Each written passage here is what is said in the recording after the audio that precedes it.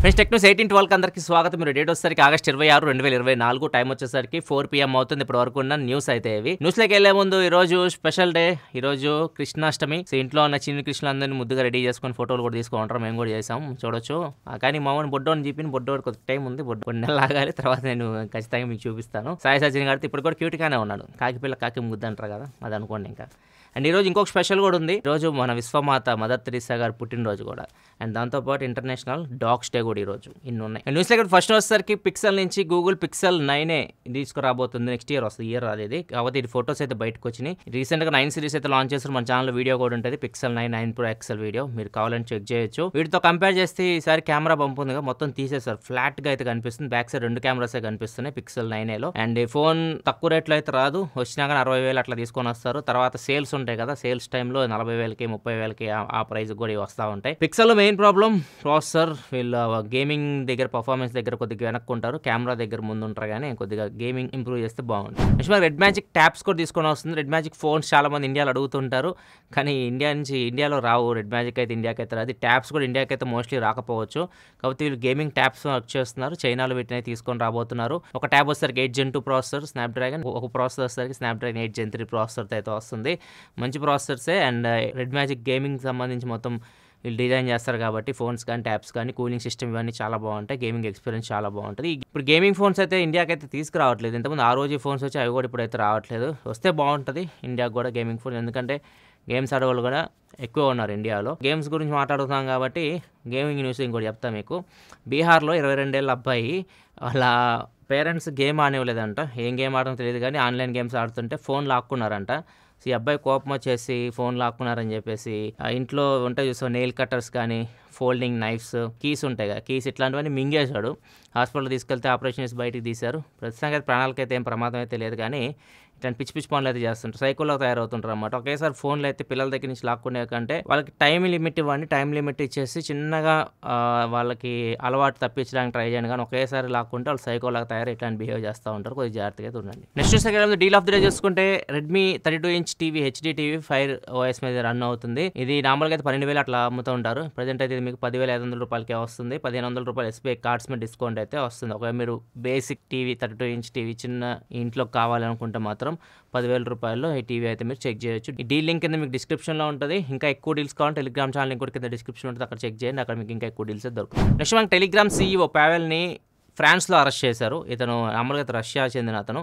ఇతను ఫ్రాన్స్లో అరెస్ట్ చేశారు. ఎందుకు అరెస్ట్ చేశారంటే టెలిగ్రామ్లో చైల్డ్ అబ్యూస్ కంటెంట్ కానివ్వండి, లేకపోతే మనీ లాండరింగ్ కానివ్వండి, ఇవన్నీ ఇల్లీగల్ పనులు, ఇవన్నీ మీ ప్లాట్ఫామ్ జరుగుతున్నాయని చెప్పి ఇతను అయితే అరెస్ట్ చేశారు. సో దీనికైతే టెలిగ్రామ్ అయితే రియాక్ట్ అయింది. వీళ్ళు ఒక పోస్ట్ అయితే పెట్టారు ట్విట్టర్లో.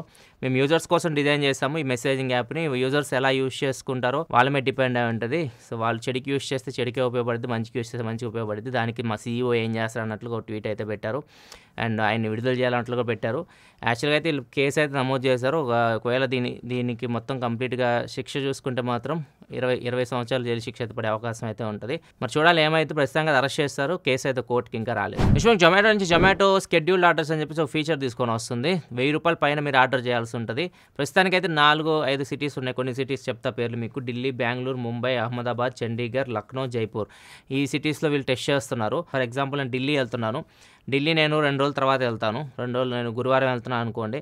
ఇప్పుడే నేను ఢిల్లీలో ఏ హోటల్లో స్టే చేస్తాను అండ్ ఆ రోజు నాకు ఏ ఫుడ్ కావాలో ఇప్పుడే ఆర్డర్ పెట్టేస్తాను అనమాట జొమాటోలో. నేను గురువారం ఢిల్లీ వెళ్ళిన తర్వాత వాళ్ళు ఆ ఫుడ్ నాకు ఆ రోజు ఆ టైంకి ఆ హోటల్కి డెలివరీ అయితే చేస్తారు. నెక్స్ట్ మనకి రెజ్యూమ్ బిల్డర్ అని చెప్పేసి ఒక వెబ్సైట్ ఉంటుంది. రెజ్యూమ్ మనం అక్కడికి వెళ్ళి బిల్డ్ చేసుకోవచ్చు. అంటే మనం జాబ్కి వెళ్ళేటప్పుడు ఒక రెజ్యూమ్ తీసుకొని వెళ్తుంటాం కదా, మన స్కిల్స్ అని అక్కడ పెడుతుంటాం. అట్లాంటి రెజ్యూమ్స్ ఇక్కడ బిల్డ్ చేసుకోవచ్చు. వీళ్ళు ఒక సర్వే అయితే చేశారు. వీళ్ళు చేస్తున్న సర్వే ప్రకారం గోస్ట్ జాబ్స్ అని ఒక కొత్తది బయటకు తీసుకొని వచ్చారు వీళ్ళు. కంపెనీస్ 40% కంపెనీస్ గోస్ట్ జాబ్స్ని పోస్ట్ చేస్తున్నాయంట. ఏంది గోస్ట్ జాబ్స్ అంటే ఇవి నార్మల్గా ఫేక్ జాబ్స్ అనమాట. జాబ్స్ వాళ్ళు తీసుకోరు. ఫర్ ఎగ్జాంపుల్ నాకు కంపెనీ ఉంది, నేను కొన్ని జాబ్స్ అయితే పోస్ట్ చేశాను. సో ఆ జాబ్స్లో నేను ఎవరిని తీసుకోను, కానీ ఆ జాబ్స్ మాత్రం అట్లా మీకు వేకెన్సీ లాగా మీకు అక్కడ చూపిస్తూ ఉంటాయి అనమాట. మీరు అప్లై చేసుకుంటూ ఉంటారు. దీనివల్ల కంపెనీ ప్లస్ పాయింట్ ఏంటంటే ఎవరైనా క్లయింట్ చూస్తున్నారు అనుకోండి, వీళ్ళు ఎక్కువ మందిని రిక్రూట్ చేసుకుంటూ ఉన్నారు అని చెప్పేసి ప్రాజెక్ట్స్ కంపెనీ దగ్గరికి అయితే వస్తూ ఉంటాయి. ఇట్లా వాళ్ళకి అడ్వాంటేజ్ అయితే ఉంటుంది. ఇంకొకటి ఇప్పుడు కొత్త వాళ్ళని రిక్రూట్ చేసుకున్నట్లు పోస్టులు పెడితే ఏమవుతుంది, పాత వాళ్ళకి భయం వేస్తుంది. కొత్త వాళ్ళని రిక్రూట్ చేసుకుంటున్నారు, మన జాబ్ ఉంటుందో పడుతుందో, మనం ఒళ్ళు దగ్గర పెట్టుకొని పని చేయాలన్నట్లుగా. కొంతమంది ఇంక్రిమెంట్లు అడగడం కూడా మానేస్తారు. సో ఇట్లా కూడా కంపెనీకి అయితే సేవ్ అవుతుంది. ఇట్లా కంపెనీకి అయితే ప్లస్ పాయింట్ అనమాట వీటి వల్ల. సో ఇట్లా చాలా కంపెనీస్ ఇట్లా గోస్ట్ జాబ్స్ పోస్ట్ చేస్తున్నాయి. పెద్ద పెద్ద కంపెనీస్ కూడా లేని జాబ్స్ ఉన్నట్టుగా పోస్ట్ చేస్తూ ఉన్నాయి. చాలామంది వాటికి జస్ట్ అప్లై చేసుకుంటున్నారు కానీ వాళ్ళకి జాబులు రావు, ఏం రావు. వాటిని యూస్ చేసుకొని వీళ్ళు డబ్బులు సంపాదిస్తున్నట్లుగా వీళ్ళు ఒక సర్వే అయితే రిలీజ్ చేశారు. సో ఇది వినడానికి షాకింగ్గా ఉంది. సో ఇంత దారుణం కూడా ఆలోచిస్తారు ఆ కంపెనీస్ బ్యాక్ సైడ్ నుంచి అని చెప్పేసి అనిపిస్తుంది. నెక్స్ట్ న్యూస్లోకి వెళ్ళే ముందు కామెంట్ ఆఫ్ ద డే చూసుకుంటే మహేష్ అడుగుతున్నారు, అన్న రిపీటెడ్గా IMEI నెంబర్స్తో మనం ఎక్స్చేంజ్ ఆఫర్స్ చెక్ చేస్తున్నప్పుడు మొబైల్ది ఎక్స్చేంజ్ వాల్యూ తగ్గుతుందని అడుగుతున్నారు. ఏం తగ్గదు. మీరు IMEI నెంబర్స్ మీరు రిపీటెడ్గా చెక్ చేసినా కానీ మీకు ఏదైతే మొబైల్ వాళ్ళు అక్కడ డిస్ప్లే చేస్తున్నారో దానికి తగ్గట్టు ఇక్కడ మీకు మీ మొబైల్ ఒక ఎక్స్చేంజ్ వాల్యూ అయితే తగ్గడం పెరగడం జరుగుతుంది. కానీ సో మీ IMEI నెంబర్ మీరు రిపీటెడ్గా ఎంటర్ చేస్తే దానివల్ల తగ్గడం పెరగడం అయితే ఏమీ ఉండదు. నెక్స్ట్ మనకి డబ్బుల కోసం మనుషులు మృగాలు అవుతారని మనం వెంటనే ఉంటాం కదా. అప్పుడు ఆ సంఘటన మీకు ఒకటి చెప్తానమాట. ఇన్సూరెన్స్ అనేది చాలామందికి డబ్బులు ఫ్రీగా కావాలి. మనిషి ఉన్నవన్నీ కూడా చంపేసి ఆ ఇన్సూరెన్స్ మనీ తీసుకుంటూ ఉంటారు. ఇట్లాంటి సంఘటనలు మనం చాలా చూస్తూ ఉంటాం. ఇవి 2 సంఘటనలు జరిగినాయి. ఒకటోసారి కర్ణాటకలో జరిగింది, ఒకటోసారి ఉత్తరాఖండ్లో జరిగింది. కర్ణాటకలో ఫస్ట్ ఇన్సిడెంట్ చూస్తాం మనం.